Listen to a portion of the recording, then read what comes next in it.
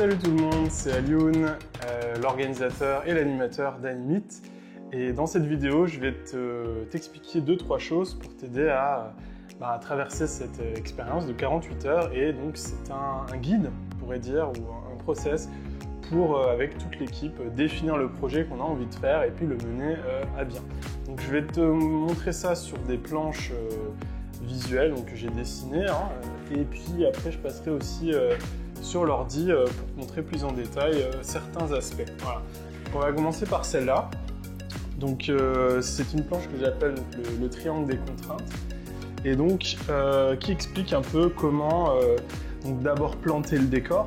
Donc ce triangle-là, qui ressemble pas vraiment à un triangle, mais bon, pas si simple d'en faire un. Voilà, donc avec ces 3 sommets, l'idée, le format, la technique. C'est vraiment 3 choses qu'on peut aller explorer en brainstorming de manière un peu circulaire, et ça permet déjà de définir finalement le terrain dans lequel on va planter notre arbre. L'arbre étant le film qu'on veut réaliser. On va planter en fait la graine.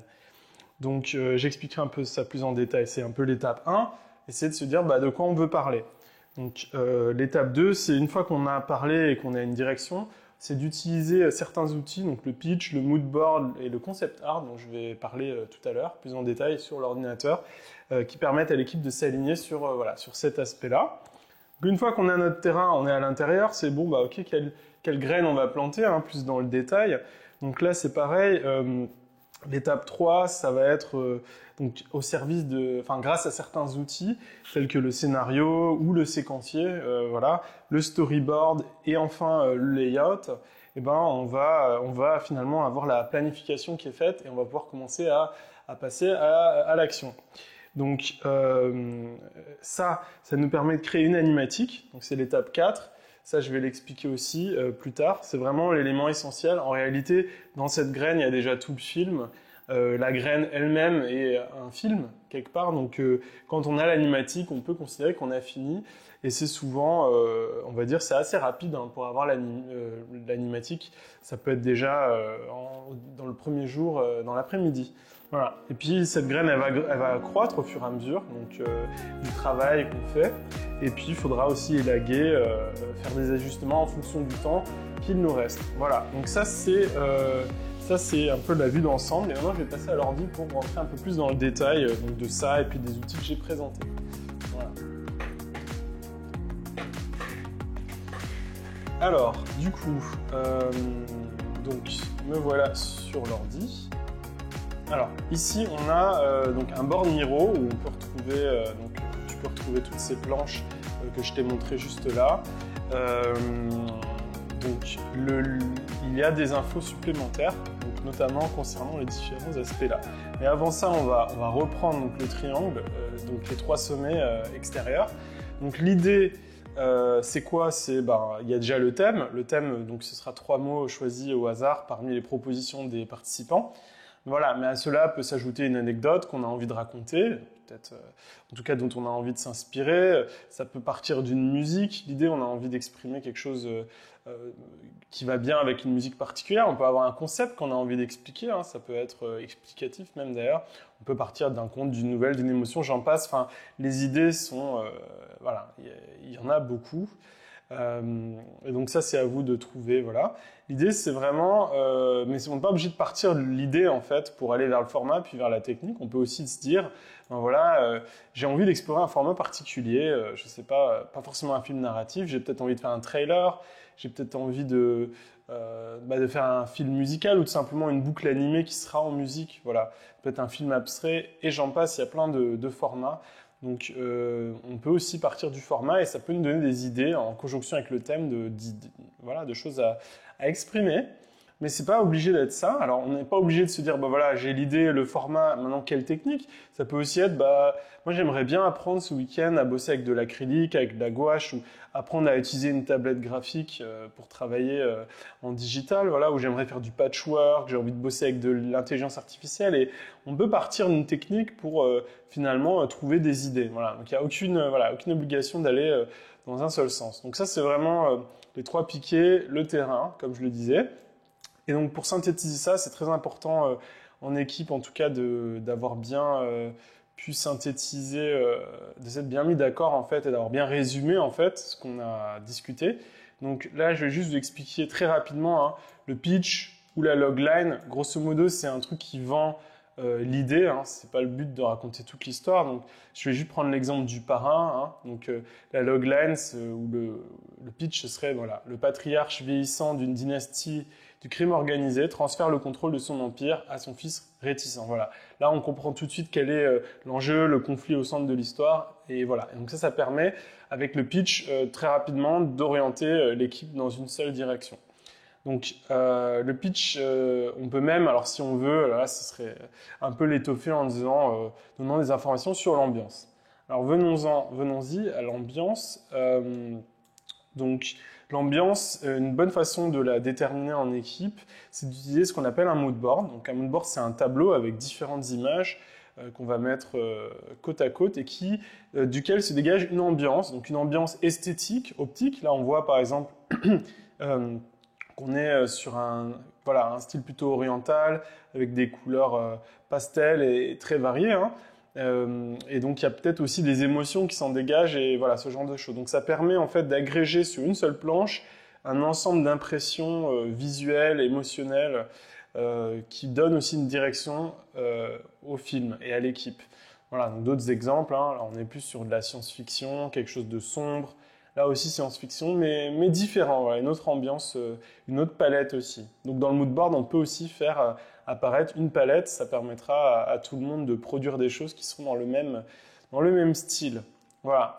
Et puis enfin, alors ça suffit pas, hein, le mood board et le pitch, mais c'est déjà pas mal, il y a le concept art, donc je connais pas le mot en français. Art conceptuel apparemment ça veut dire autre chose, mais voilà, ça va être une série d'illustrations avec des rendus plus ou moins, on va dire plus ou moins croquis, plus ou moins fini. Hein. Là, on est plus sur du croquis. Ici, on est sur carrément une illustration vraiment bien peaufinée. Voilà. Et puis cette image, je l'aime bien. Ça montre un peu l'idée. C'est un outil de communication, hein, le concept art, pour permettre aussi à l'équipe de discuter sur qu'est-ce qu'on veut avoir à la fin, finalement. Voilà. Donc ça va autant pour les décors que pour les personnages. Voilà. Donc je vais revenir à la vue d'ensemble. Ça, c'est ce qui nous permet de bien cadrer le projet. En général, quand ça c'est fait, ça bouge pas trop.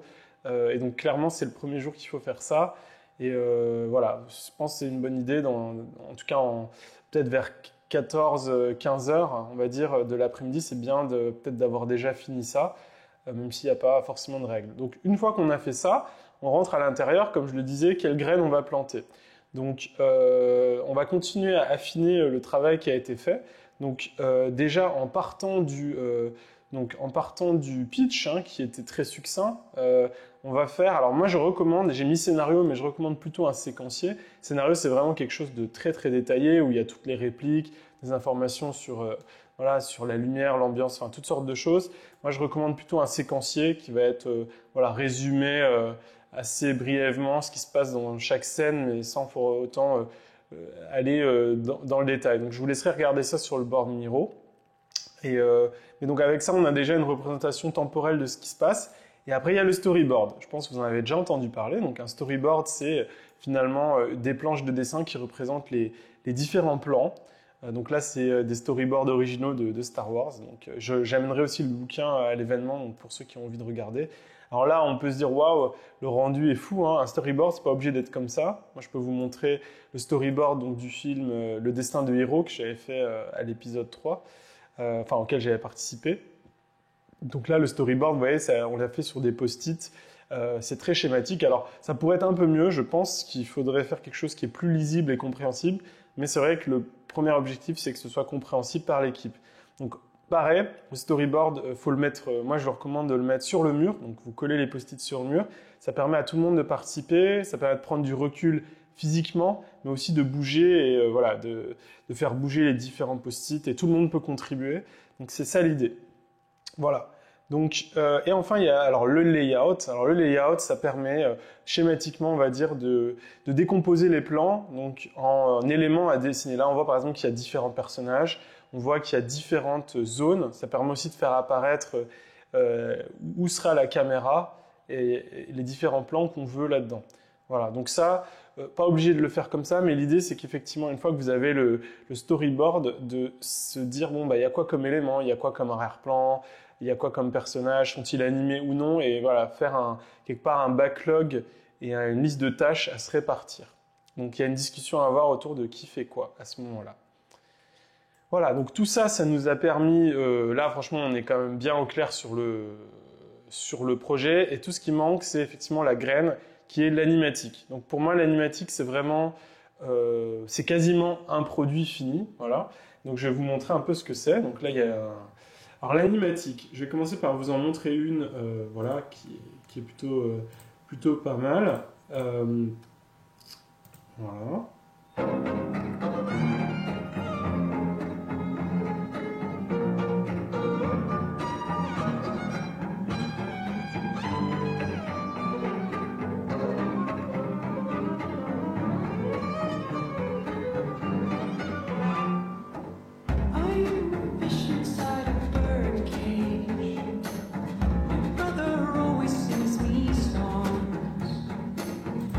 Voilà, donc là, ce qu'on peut voir, c'est que, alors déjà, c'est pas obligé qu'il y ait des couleurs dans l'animatique. L'idée, c'est vraiment c'est d'avoir une première idée du film. Alors en musique, ça c'est très important parce que la musique, ça a un impact très fort. Donc vraiment de mettre finalement de reprendre le storyboard, de le mettre dans un logiciel de montage, de rajouter les zooms, les dézooms, la musique. Et ça permet déjà, et les voix, hein, s'il y en a, ça permet de se faire une très très belle idée du film. Et donc, voilà, là, il y en a un autre que je vous laisserai regarder. Mais par exemple, le destin de Hiro, mis à part le fait qu'il y a les couleurs, donc ça, c'est un court-métrage sur lequel j'ai travaillé, ben, en fait, c'est une animatique, voilà, avec quelques bouts d'animation. Par exemple, là, même si c'est très schématique.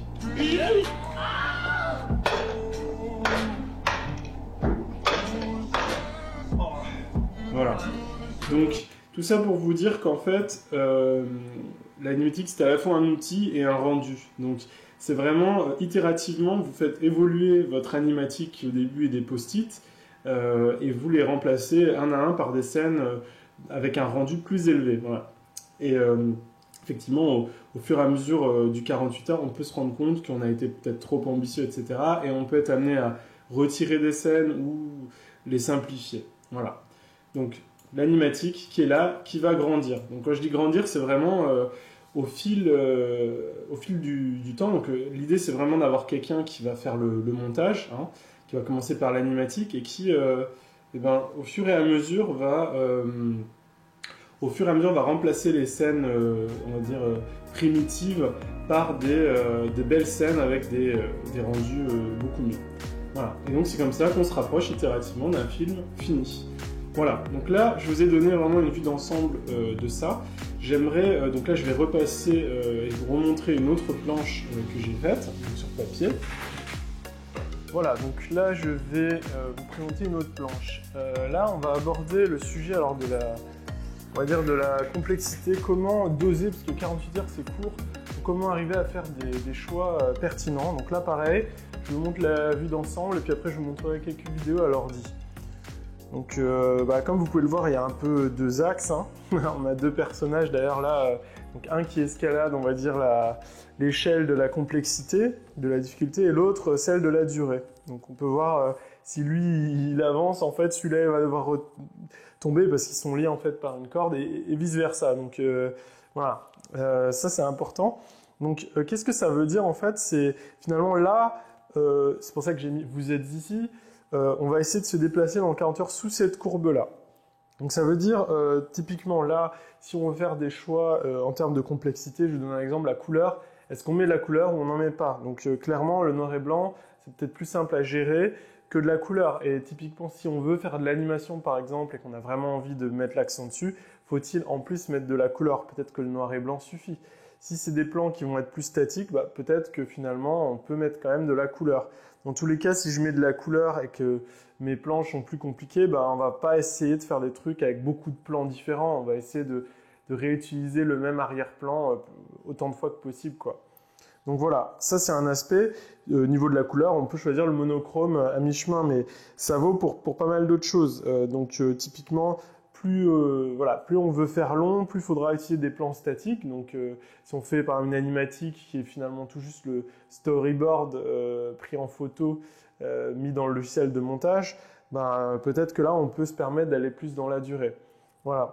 Donc on a cet aspect-là. Voilà, les dialogues, c'est pareil, on augmente en complexité.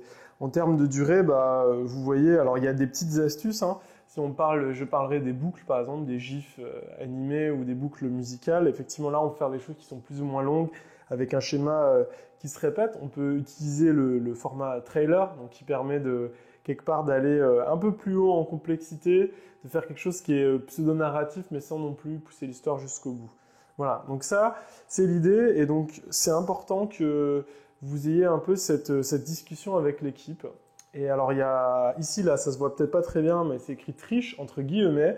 Donc, si en fait on veut quand même faire des choses compliquées, il va falloir utiliser des outils entre guillemets triche, type intelligence artificielle ou décalcage, rotoscoping, etc. Même si ces choses-là ne sont pas forcément non plus simples.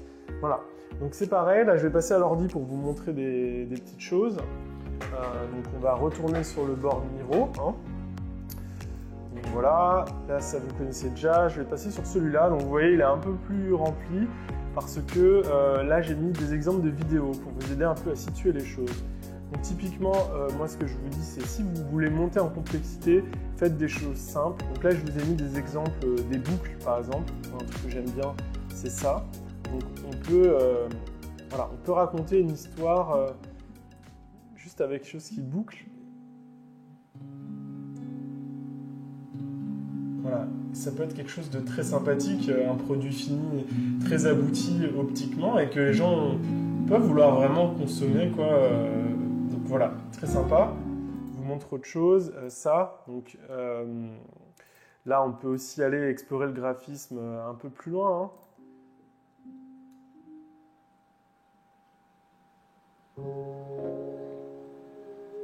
Voilà, donc c'est quelque chose de très poétique et en même temps il y a pas mal d'éléments, il y a le premier plan, il y a le décor, il y a les plantes qui bougent, il y a les crapauds, donc il y a moyen de s'amuser et de se répartir le travail et il y a même l'eau ici, donc voilà, pas sous-estimé mais voilà, très sympathique, donc je recommande ce format, très intéressant. Voilà, et puis je vous laisserai explorer les autres choses, hein. Donc là on est sur des rendus qui sont très jolis, si on voulait faire quelque chose comme ça avec beaucoup de plans, beaucoup de personnages, on souffrirait peut-être sur les 48 heures. Au milieu, on a l'animatique. Donc, je remontre une que je n'ai pas montrée tout à l'heure, mais voilà, un exemple de rendu final. Ça peut être quelque chose comme ça. Alors, pas 5 minutes, hein. Voilà. Donc, on a quand même de l'animation. Là, vous voyez, le détourage n'est pas parfait. Il n'y a que du noir et blanc. Voilà, l'animation n'a pas beaucoup d'images par seconde. Mais voilà, on comprend l'histoire. Donc voilà, ça peut être un choix. Et ça, c'est effectivement jouable, mais pas 5 minutes, comme je dis. Quoique. Voilà, donc je vous laisserai regarder. Hein. Alors, on peut aller, je vous montre d'autres exemples de choses un peu plus minimalistes, là, vraiment, ou quelque chose d'extrêmement long. Alors, je ne recommande pas de faire des trucs trop longs, mais voilà, on peut vraiment aller faire des personnages. Si on veut bosser sur l'animation, on peut faire des choses très stylées avec des personnages vraiment en bâton, quoi. Donc faut pas s'interdire, quel que soit son niveau en fait de dessin, on peut faire des choses, on est créatif. Voilà. Donc bon, ça dure 13 minutes, donc on va pas tout regarder, mais vous voyez l'idée, quoi. Et puis voilà, comme je disais, là, de ce côté-là, alors vous pouvez regarder, c'est des sources d'inspiration, mais clairement, c'est des choses qu'on va pas explorer parce qu'il est trop fort. Par contre, le trailer, trailer, ça peut être une façon de faire un truc pseudo-narratif sans avoir une histoire qui est parfaitement aboutie. Donc, voilà. Bien que le rendu est quand même assez sympa.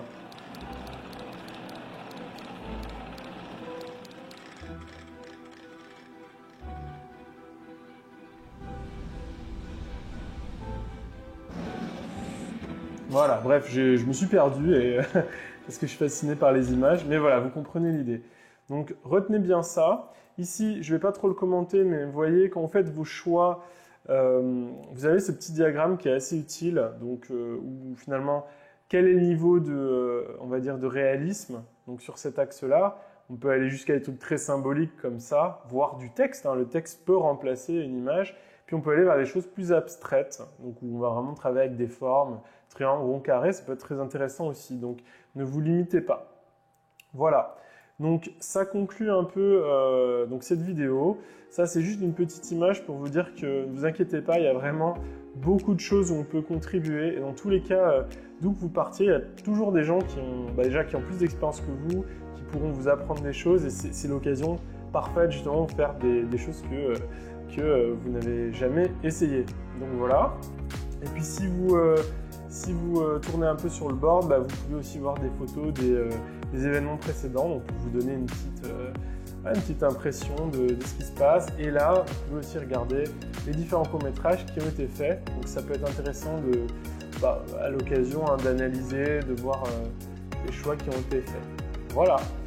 Et bien, du coup, sur ce, je vous souhaite une bonne journée, bonne fin de soirée peut-être. Et puis, je vous attends avec impatience au prochain 48 heures. J'espère que cette vidéo a été utile. N'hésitez pas à regarder le board Miro et à regarder les ressources qui sont sur le wiki. À très bientôt. Salut!